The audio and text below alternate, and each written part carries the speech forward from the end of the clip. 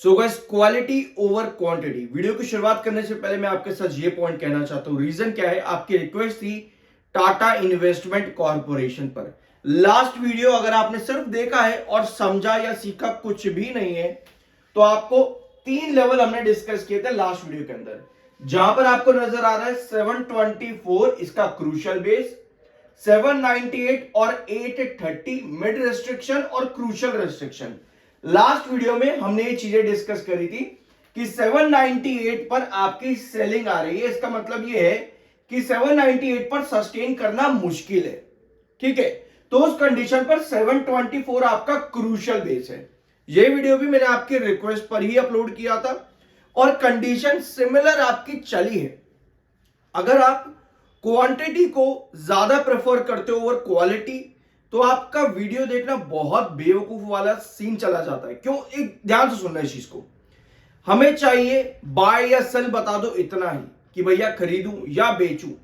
ये वीडियो मैंने आपके साथ जब डिस्कस किया था, एक बार मैं डेट नोट कर देता हूं आपके सामने कब का ये वीडियो है। ये वीडियो हमने डिस्कस किया था लास्ट,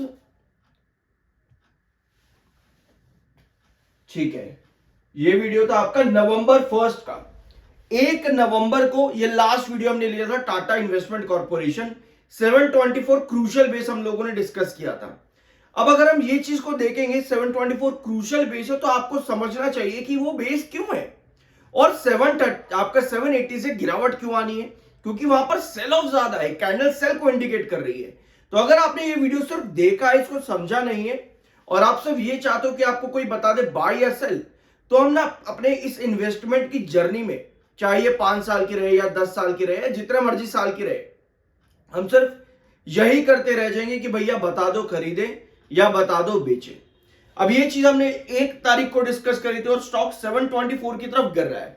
अब एक सवाल आप लोगों के दिमाग में बार बार आ रहा है कि भैया मार्केट तो अपने ऑल टाइम हाईस के पास बना हुआ है, लेकिन हमारे शेयर बढ़ नहीं रहे, सारे शेयर नीचे गिर रहे हैं। ठीक है, अब ये जो वीडियो मैंने आपके साथ डिस्कस किया था, ये वाला, इसमें एक अपडेट भी मैंने आपके साथ डिस्कस करी थी, टाटा ट्रस्ट डिस्प्यूट। ठीक है, इस अपडेट को भी जरूर देख लेना अगर आपने नहीं सुना है ठीक से बिल्कुल भी ये वीडियो। तो ये एक अपडेट थी कंपनी में, कहीं ना कहीं इसका कंसर्न अभी भी बना हुआ है। तो गिरावट क्यों है? पहला रीजन चार्ट, दूसरा रीजन ये वाली अपडेट। जरूर देख लेना। 3 नवंबर की अपडेट थी और ये वीडियो 3 नवंबर का था, 1 नवंबर का नहीं, 3 नवंबर का था। ठीक है, अब आते हैं म्यूचुअल फंड्स की होल्डिंग पे। 25 म्यूचुअल फंड्स ने बाइंग कर रही है आपके टाटा इन्वेस्टमेंट में और 13 म्यूचुअल फंड ने सेल किया है। टोटल क्वांटिटी में चेंज कितना है? 368 क्वांटिटी में टोटल चेंज आया है और ये कुछ बड़ा चेंज नहीं है, मतलब कि ज्यादा कुछ क्वांटिटीज में इधर उधर चेंज नहीं आया है। सिर्फ 2112 क्वांटिटी, 2% की क्वांटिटी ऐड करी है मोतीलाल ओसवाल ने। 21% क्वांटिटी यानी कि 877 शेयर्स बस ऐड किए हैं आपके जियो ब्लैक रॉक ने। सो ये कुछ नाम है, आप यहां पर देख सकते हो, जीरोधा, आईसीआईसीआई दिख जाएगा, एचडीएफसी दिख जाएगा, टाटा निफ्टी दिख जाएगा। क्वांटिटीज बहुत कम है, तो म्यूचुअल फंड बिल्कुल इंटरेस्टेड नजर नहीं आए हैं। लेकिन क्या कंपनी खराब हो जाती है? रिसेंटली कंपनी ने स्प्लिट दिया था, अगर आप लोगों को याद नहीं है तो मैं बता दूं, रिसेंटली कंपनी ने स्प्लिट दिया था। ठीक है, और अगर आप यहां पर देखोगे सितंबर की क्वांटिटीज कंपनी के होल्डिंग पैटर्न के अंदर, तो एफआईज आपको ऐड करते देखने को मिल रहे हैं लगभग दिसंबर 2024 से लेकर के सितंबर 2025 तक। और पब्लिक धीरे धीरे करके एग्जिट कर रही है। पब्लिक का ऐसा ही है, जब शेयर क्या होता है ना, जब शेयर बढ़ रहा होता है पब्लिक खरीदती है, ठीक है, और जब शेयर गिर रहा होता है पब्लिक वहां पर बेचने लग जाती है। ठीक है, पब्लिक को लगता है कंपनी खत्म हो चुकी है, अब तो अब गिर रहा है तो मतलब कंपनी खत्म है। जब बढ़ रहा होगा टॉप हाई पर जाकर ये खरीदेंगे, मतलब कि कंपनी बहुत बढ़िया है और शेयर बढ़ेगा। बट पब्लिक इन्वेस्टर के साथ हमेशा उल्टा ही होता है। पब्लिक सोचती है कि और बढ़ चुका है तो और बढ़ेगा, वहां पर फिर पब्लिक खरीदती है और जब गिरने लगता है पब्लिक लॉस में ज्यादातर जो है मेजॉरिटी में सेल करने लगती है। ठीक है, अब ये कहानी सिर्फ बातों में नहीं है, बल्कि आपको याद होगा सेबी ने भी ये कहा था कि 91% से ज्यादा रिटेल इन्वेस्टर ट्रेडिंग में भी और इन्वेस्टमेंट में भी नुकसान खाते हैं। उसका रीजन यही है कि बढ़ते हुए शेयर को कंपनी को कहते हैं बहुत बढ़िया, गिरते हुए को कहते हैं बहुत बेकार। अब यहां पर क्या होने वाला है, जो मुझे पर्सनली लगता है कि ये जो गिरावट है ना, इस गिरावट के बीच में आपकी पब्लिक की सेलिंग और ज्यादा देखने को मिल सकती है। और ये एफआईज और डीआईज आपको जो दिख रहे हैं अभी, ये और एंट्री करते देखने को मिल सकते हैं, क्योंकि पब्लिक गिरते हुए में ही बेचते हैं, नुकसान खाते हुए।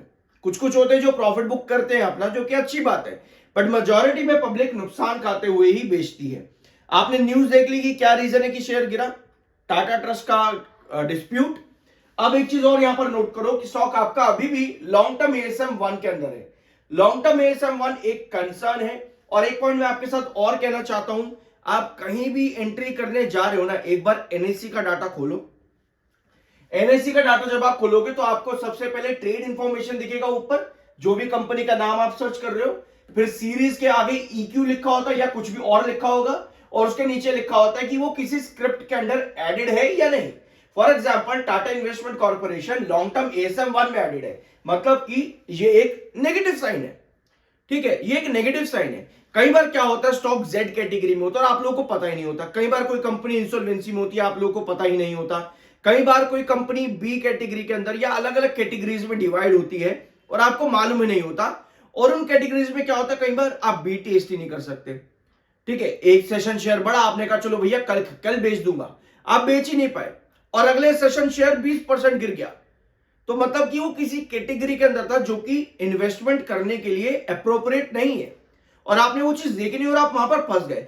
सिमिलर कंडीशन आपके रिलायंस पावर के साथ भी है। मैं एग्जांपल दे रहा हूं आप लोगों को। रिलायंस पावर वार मार्जिन 100% पर है, जिसको इन्वेस्टर बिल्कुल भूल करके बैठे हुए हैं। प्लीज इस पॉइंट को नोट करा करो, एनएससी के डाटा पर जाया करो, किसी भी स्टॉक का नाम सर्च करके यहां जरूर देखा करो। वार मार्जिन 100% हाई वोलेटिलिटी को इंडिकेट करता है, लोग देखना ही नहीं चाहते। मैं कम से कम 50 वीडियो बना चुका हूं इस पॉइंट के ऊपर, 50 वीडियो, लेकिन लोग हर बार गाली देकर के चले जाते हैं। बाकी यार देखो, मर्जी है आप लोगों की। मैं बस यही चाहता हूं आप लोग इंटेलिजेंट इन्वेस्टर बनो। बेवकूफ इन्वेस्टर बन के यार बहुत नुकसान खा चुके हो, अब इंटेलिजेंट और समझदार इन्वेस्टर बनना शुरू कर दो। ठीक है, इससे ज्यादा मैं कुछ नहीं कहूंगा। ठीक है, एक बार देख लो इस चीज को कि म्यूचुअल फंड नहीं, एफआईज ने इंडियन मार्केट में एंट्री करनी शुरू करी है नवंबर के महीने में, जो कि एक अच्छी बात है। ऑफलोड किया है, ज्यादा नहीं है, 3788 करोड़ के आसपास का ऑफलोड किया है, और ये अभी तक का डाटा है। तो म्यूचुअल फंड एफआईज की एंट्री होना मार्केट में जरूरी है।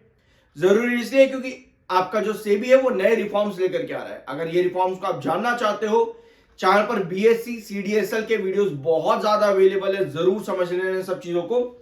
इनसे क्या होता है, आपको पता होता है कि मार्केट में कब इन्वेस्टमेंट करना चाहिए, कब नहीं करना चाहिए। 37 का आरएसआई, 53.3 का आपका एमएफआई टेक्निकल्स न्यूट्रल है।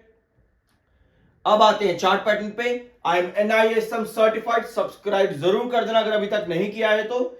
ये है आपका चार्ट पैटर्न, 725 रुपए 725, ये आपका क्रूशियल बेस। ये दो लेवल आपके टूट चुके हैं, 780 और 830 के अराउंड का ये लेवल था। ठीक है, तो ये दो लेवल्स आपके टूट चुके थे। सेल ऑफ आपका यहीं पर ही था, लास्ट वीडियो 3 नवंबर को डिस्कस भी किया था। 725 क्रूशियल बेस है और इस समय स्टॉक काम कर रहा है 742 पे। अभी आपके पास धीरे धीरे यहां पर बायर आने शुरू होंगे, क्योंकि वॉल्यूम कम है और डिलीवरी ज्यादा है। टेक्निकल्स न्यूट्रल है 30s की रेंज पर, तो यहां धीरे धीरे बायर एक्टिव होने शुरू हो जाएंगे आपके पास में। और अभी आपका रिस्ट्रिक्शन आ जाएगा, ये गिर चुका है रिस्ट्रिक्शन 762 पे। ठीक है, तो अगर आप चाहते हो तेजी बने तो 762 आपको ब्रेकआउट करना पड़ेगा, उसके बाद ही आप इस पूरे पैटर्न को तोड़ करके आप साइड में जाओगे। अदरवाइज 742 पर छोटा मोमेंटम 762 तक दे करके और वापस से गिरावट आ सकती है। गिरावट अभी आने का और पर्पस ये है कि लॉन्ग टर्म एएसएम 1 के अंदर है। दूसरा रीजन ये है कि अभी आप मिड रेंज में हो, 725 के पास अभी आप नहीं आए हो, अभी आप मिड रेंज में हो, लो वॉल्यूम और हाई डिलीवरी है। तो इन सब चीजों को नजर में रखना। वॉलेटिलिटी अभी ज्यादा है मार्केट के अंदर, मार्केट ऑल टाइम हाईस के पास बना हुआ है, बट ये सब मार्केट है जो कि ढूंढ रहा है किसी पॉजिटिव अपडेट को, जो कि मोस्ट प्रोबेबली 10 दिसंबर को देखने को मिल सकती है। और 10 दिसंबर को क्या अपडेट है, इसके लिए चैनल पर एक वीडियो मैंने पिछले ही हफ्ते अपलोड किया है मार्केट की पोजीशन को लेकर के, और आप किस तरह से मार्केट में एंट्री कर सकते हो, जरूर चेकआउट कर लेना। बाय सेल की कोई रिकमेंडेशन नहीं है, वो आपका अपना ओपिनियन और मर्जी होनी चाहिए। मिलता अगले वीडियो में।